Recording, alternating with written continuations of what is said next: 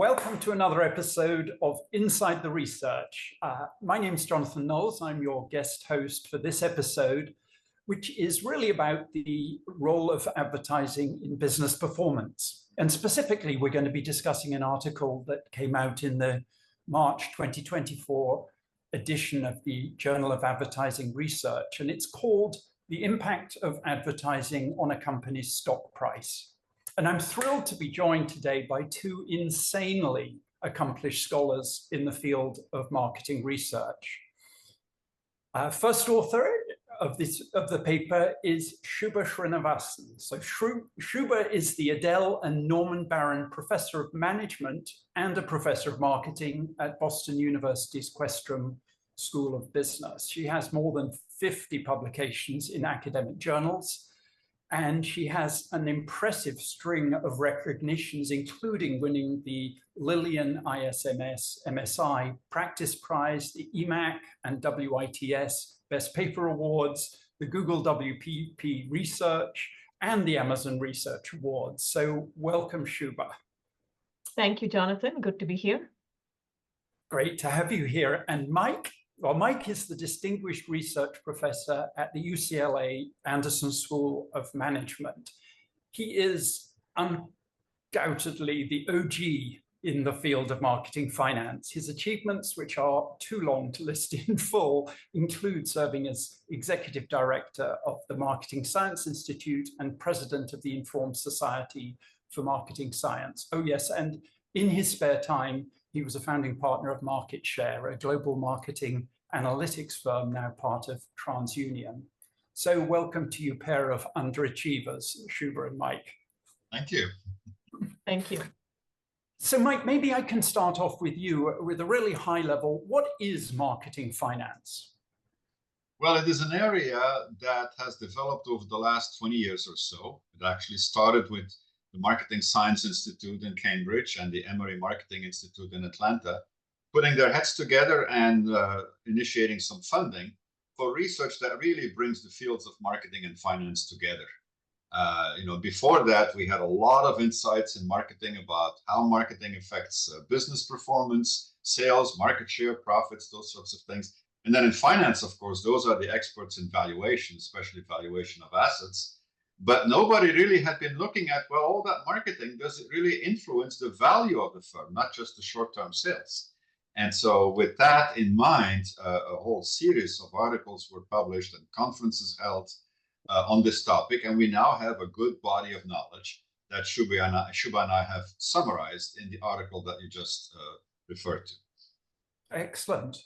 Well, Shuba, maybe I could turn to you and ask you, just give us the top line on the article and the key conclusions that you two reached. Okay, thank you, Jonathan. The key conclusions are fourfold. I think the main takeaway from this paper is advertising that lifts sales, lifts company value. So advertising that has an effect on earnings and revenues affects the company value in terms of the stock price. The second key conclusion is that advertising builds brand assets, and to the extent that these brand assets are associated with future cash flows, investors incorporate that into the future evaluation of the firm. And so you see that reflected in the stock price. The third sort of main takeaway is that advertising works well when value creation goes hand in hand with value communication. What this means is that advertising for new products works better, or in other words, when advertising goes hand in hand with new products, that advertising is more informative to investors, and that seems to drive stock prices. And sort of the fourth finding is that advertising conveys information to investors, and this information signaling that happens to investors is particularly more important when the stocks are not tracked by analysts. So those are sort of the big high-level findings, and I'm happy to drill down into sort of the mechanisms by which this might happen if you're interested in hearing more. Yeah, I mean, I would love to hear you expound, are there different mechanisms by which advertising works? Yeah, absolutely. As I was alluding to, advertising has, in this paper, we sort of argue that there are three mechanisms by which advertising drives financial value. The first is what we refer to as the indirect route. This is the idea that advertising might drive sales and revenues, which in turn drives profits. And to the extent that investors find these profit news surprising, that would affect stock price. So a classic example of this is, let's say Apple, when it introduces its iPhone, advertises its brand, and this might drive more consumers into the store to buy the Apple iPhone. And that might result in unanticipated increases in revenues and sales, and investors, to the extent that this exceeds investor expectations, you might see an impact in terms of investor valuation. That's what we refer to as the indirect route. The second route is advertising could affect stock prices more directly. So an example of this might be, we sort of break down the direct route into two specific mechanisms. The first one is what we refer to as the signaling route. And the second one is through the creation of a brand asset. So let me sort of dig a little deeper into the signaling route. So here the idea is that investors and the company or the management of the firm may have different information sets about the future prospects of the company. So by advertising, the managers might be signaling to the investors that the prospects for revenues are higher. So what's an example of something like this? Let's think of a pharma company, post FDA approval. They have a new drug, and they might increase the direct-to-consumer advertising.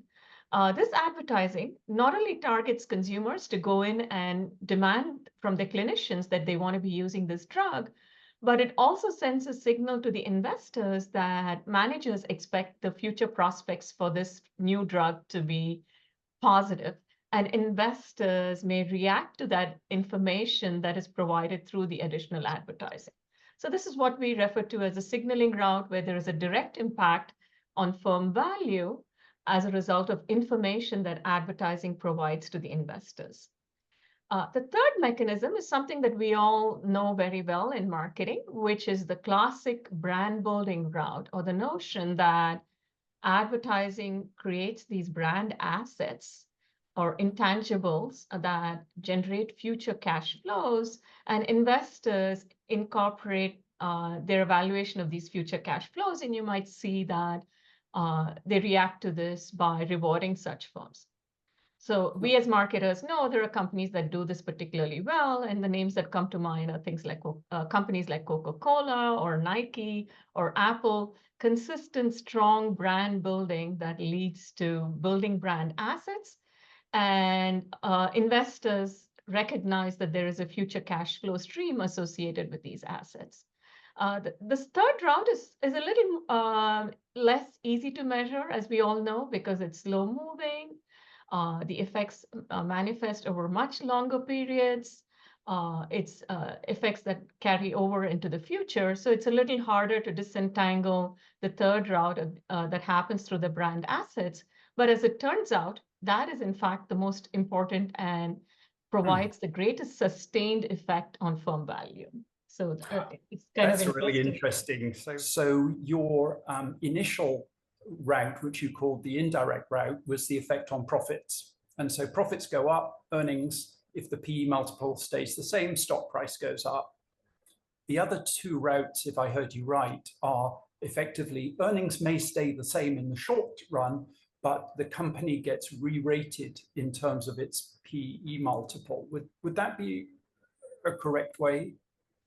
Yeah, I think that's a fairly accurate way. It's really about the future cash flows versus what's happening in the current period. It's expectations on future cash flows. Perfect. And so I think that's the multiplier effect that you're talking about that comes through the direct route. And it allows us a way to conceptualize these different mechanisms by which advertising influences company value. Right. Well, in the paper, Mike, there is So there's one really useful exhibit, I think, that describes what Shuba's just been talking about. The second exhibit is where you've done this meta study of what is the evidence for the impact of stock price on various forms of marketing action.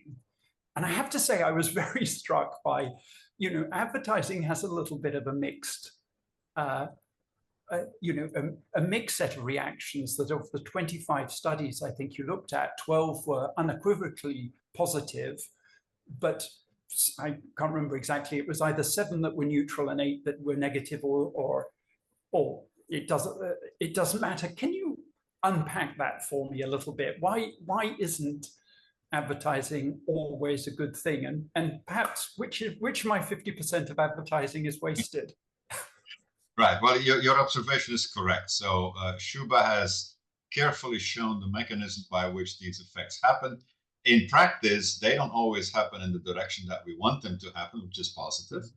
And that there is a few reasons for that. I mean, the main one being that we can just talk about advertising, but it's really the quality of the execution that matters. And we know that not all advertising lifts sales or lifts brands. So we have to very, very carefully look at the conditions under which the advertising is being spent. And so for starters, and Shuba's already alluded to that, it tends to work better with new products. So if a company is innovative and has a lot of news for its customers, news being new product launches, then the advertising that supports that tends to be more effective than the advertising for just an old product that everybody already knows about. Secondly, it's known that there are some categories where the advertising works better than other categories. For example, overall, we know it tends to work somewhat better for durables than for cheap, inexpensive products. And that's because with durables, products or services, you have more consumer search. And so the advertising is helpful for that. And another one is it works better for hedonic products as opposed to pure utilitarian products.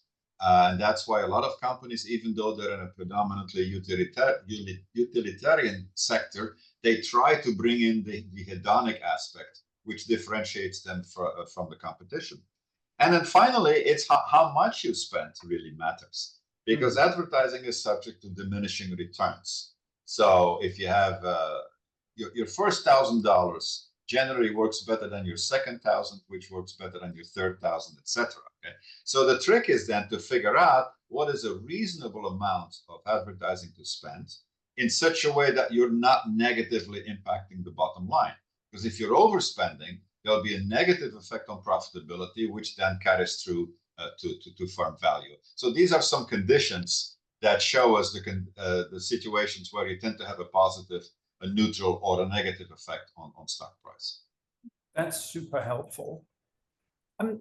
Shuba, the same exhibit also talks about some other kinds of marketing action. So you've gone broader than just advertising in this article. Could you talk a little bit about the evidence for other marketing actions that are either positive, neutral, or negative? Sure, happy to do that. I think that exhibit also talks about, in addition to advertising, the role of new product introductions, as Mike alluded to earlier. Advertising for new products work, and new products on their own drive stock returns in a positive manner. Marketing asset variables such as perceived quality, brand assets, customer equity is a big one. It has a positive effect on stock prices. And interestingly, the effects on customer equity are the highest across the board. The elasticity for customer equity is something like 0.72 from a study that Edelling and Fisher conducted a few years ago, where they looked at elasticities from about 83 different studies. And so customer equity is a big one. And we also find there are several studies that have documented the impact of earned social media volume that has a positive impact. Positive sentiment towards a brand has a positive impact. And then there are some variables that have mixed findings, things like CSR, R&D expenditures for the same reasons that Mike alluded to, which is that if you're spending a lot of dollars, but it's not effectively allocated in R&D or CSR, then it's sort of wasted resources. And so there we find mixed findings. We find predominantly negative findings for a bunch of variables, which are things like product recall crises. When firms have crisis events, that seems to have a negative impact. Negative social media sentiment, when there's a lot of volume of negative sentiment about a brand, that affects stock returns adversely. And an interesting one is myopic management, or the tendency to cut back on marketing expenditures with an intention to boost short-term revenues, which happens a lot, particularly in tough times like inflationary times and so on. That also has a negative impact on stock returns. So and promotions is also an interesting one, because we document through a work that Mike and I did several years ago in the automobile industry that promotions can send a negative signal. So an example of this is Tesla, which is advertising their, which is promoting their cars a lot these days. And so you sort of see that has a negative impact on stock price because investors may view that as a signal that there is intense competition that is facing the industry. There's uncertainty about the future earnings and the prospects for Tesla, and all of that is negatively affecting stock prices. So that table really documents, and this is based on our review of 250 papers. So the Journal of Advertising Research piece really is a survey piece of what's out there in the literature. I love, one of my Bibles is Mike's paper on or book on empirical generalizations. I mean, how we know what we know, or what do we really know? So there are two things that you just said, Shuba, that I want to pick up on. One is this sort of potential for a reverse causality of effect, that what's the impact of stock prices on whether you should advertise or not? And then I want to talk about advertising elasticities, because you mentioned the Fisher and Edling paper on that shows customer equity has a much higher elasticity. So I don't mind who takes which question, but those two questions, reverse causality and elasticities. All right, I can take the reverse causality, for example, because there's both good news and bad news. So the good news is that when there is a new product announcement, that it pays to listen to the stock market. In other words, there's evidence that, and this is of course for public companies, that if the stock market reacts positively to a new product announcement, okay, in other words, they say, wow, this new product is a good idea, it's probably going to be very successful, that is a positive signal for the company to invest in advertising and make sure that the product realizes its potential. So that's where the two kind of go hand in hand. And then the other one, the reverse one, is what Shuba's already alluded to, that when companies practice myopic management, that means they sacrifice, for example, long-term brand building for the sake of making it through a tough year by cutting expenditures. That's probably okay from a cash flow perspective, short run, but that can actually have a negative effect on valuation. And that's also been documented in the literature. So the reverse effect can go both ways. And so companies need to be very, very careful about these kinds of decisions. Okay. Yeah. Thank you, Mike. Let me take the elasticity question, because I think it's a really important one.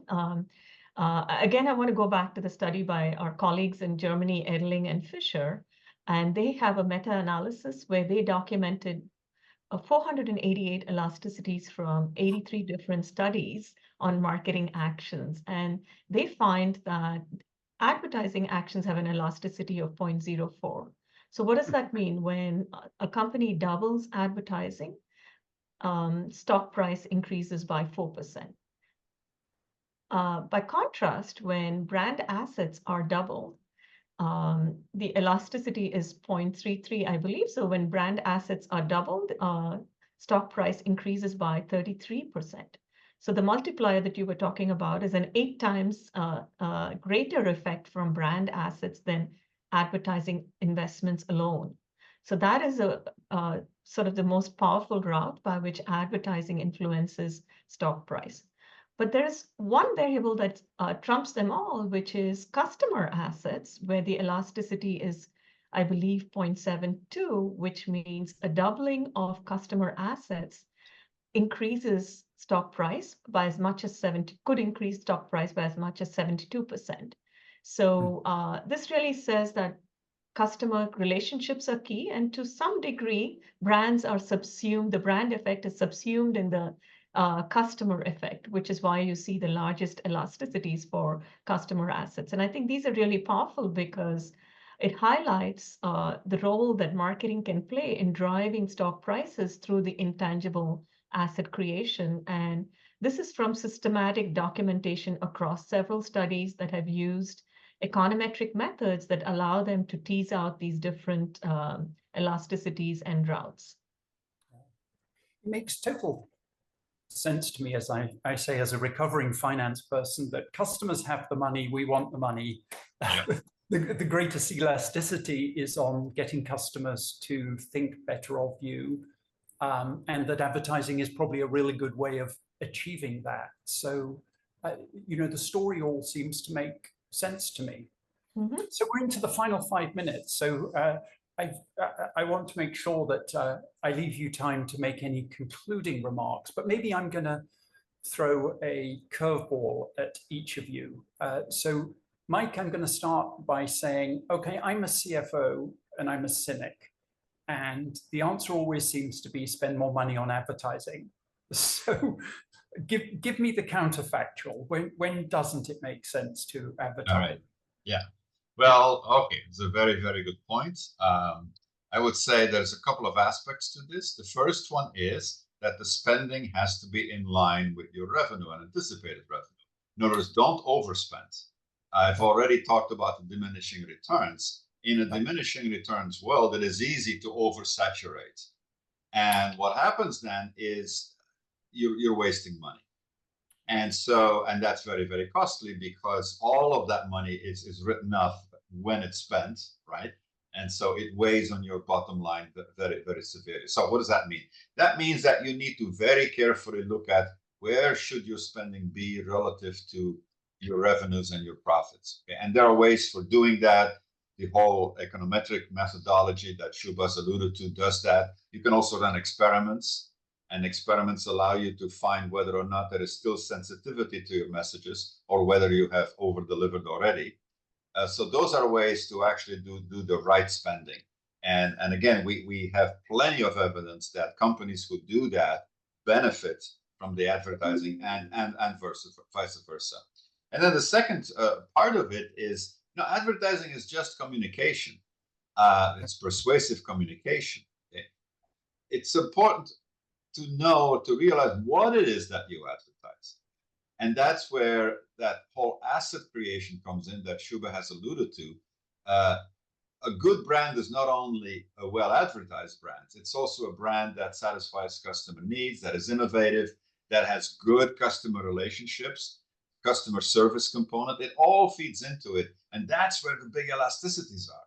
So yes, the advertising helps get you there, maybe creating awareness and all that, but then the rest is the actual delivery and the other parts of the marketing mix. And when you put that together, you see that there are conditions where the spend is justified, and there clearly are conditions where the spend is not justified.